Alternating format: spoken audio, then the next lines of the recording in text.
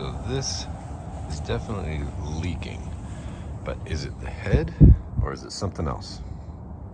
A common misconception is that if a head is leaking, that's what's broken. But in this case, the system's off, the clock is off, nothing's on, but the sprinkler is still leaking. I get this all the time, and people call me and say, hey, my sprinkler is broken, and I've replaced it several times. I don't know what's going on. Well, because in this particular case, it's not the sprinkler head that's broken. It's probably the valve. And so the first thing you want to do is find out what zone that sprinkler head is on. So go into the valve box and find the valve. You can turn them on manually or you can turn them on with the clock. It's easier if you do it manually because in that way you know exactly which valve turns on that head.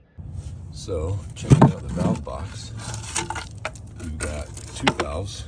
One with the filter is the drip zone, so we know that's not that one. There's only one other valve. It's this one right here.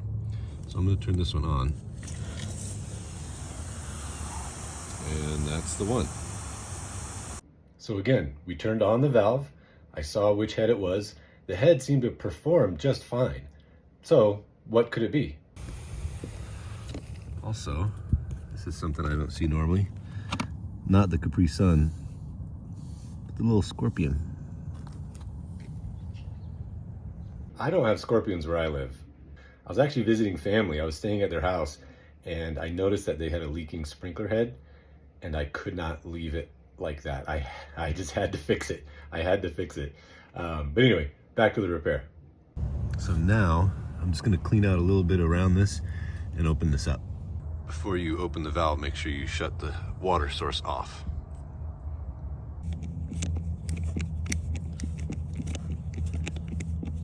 Okay, now that I've got all the screws loose, we're gonna open this up, see what we can find. So you can see there's some debris inside there, but that could have happened just when I opened it. So we'll flush that out. But then, here's the diaphragm as well. And this, we might have to replace. So why replace just the diaphragm? Why would that cause the sprinkler to leak? Well, the diaphragm inside is very sensitive, and so it opens and it relieves the pressure and then the water flows through. And I'll explain that in another video. But basically, if that diaphragm is damaged at all, it will allow the water to kind of go through and unset the diaphragm, and it will open it up. Sometimes it opens it up all the way, sometimes just a very little bit, and so the sprinkler head just kind of weeps, just kind of leaks like we see in this video. Looking again at the old one, you can see not only is this piece broken here, but looking right here, it's damaged. You can see that little dimple right there.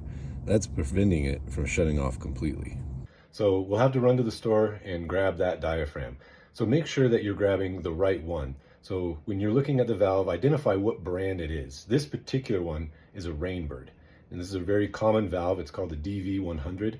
But Rainbird has diaphragms for all kinds of different valves. These are some of the more common ones, is the DV100. But also too, if you can't find it at your store, I'll put a link in the description below for this diaphragm, but I'll also put links for other brands so you can easily find them there.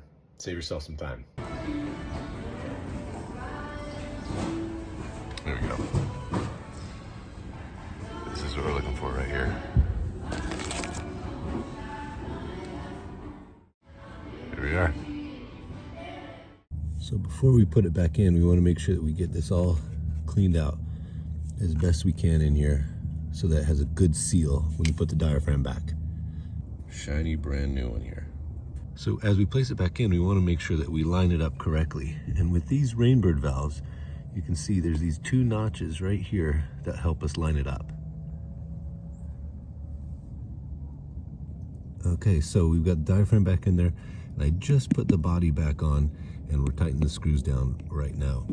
But what I like to do is do screws on opposite sides so it comes down nice and evenly. Now that all the screws are back tight, we turned it on, as you can see here, and it popped on for a second and shut back off like it's supposed to. And there we go, we're all fixed up. I actually talked to my family a couple days later just to make sure that everything was dry when it was supposed to be dry, and they said yes it was. So made my family happy, and that makes me happy. And it's a very easy repair.